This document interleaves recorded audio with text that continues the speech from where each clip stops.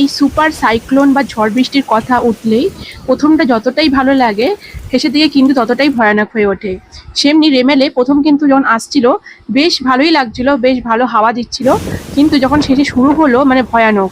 তো তার জন্য দেখো আমাদের গাছে আমগুলো পড়ে গেছে। আর একে ছাদে উঠেছি, কতটা দেখো পুরো ছাদ ভিজে গেছে, অথচ আমার টিন লাগানো তা সত্ত্বেও ভিজে গেছে। আর আমার বর আমি মিলে ওপরে যে কাঠগুলো ছিল সেগুলো আমরা ঢেকে রাখছি। পরের দিনে অবস্থা দেখো, চারিদিকে কিন্তু গাছপালা ভেঙে পড়ে আছে, আর তারের ওপর গাছ পড়াতে আমাদের ভীষণ অসুবিধা হচ্ছিল। কারেন্ট তো মানে 2-3 দিন নেই বলতে গেলে।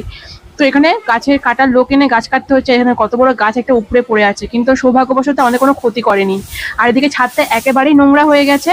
পরের দিন সকালে একটু বৃষ্টি কম ছিল, তাই জন্য ছাদটা একটু পরিষ্কার করে নিলাম, কিন্তু আবারও শুরু হয়ে গেছে বৃষ্টি। আর আমাদের বাড়িতে গাছ কলা ছিল প্রচুর পরিমাণে, যেগুলো নষ্ট হয়ে যাচ্ছিল, সেগুলো দিয়ে বানিয়ে ফেলেছি এই কলা দিয়ে বড়া। ভীষণ ভালো হয়েছিল, তোমাদের রেসিপিটা অবশ্যই দেবো। তারপর আবার শুরু হয়ে গেল রেমেলের তাণ্ডব। এই ছিল রেমেল আসার পর আমাদের কিভাবে দিনটা কেটেছিল।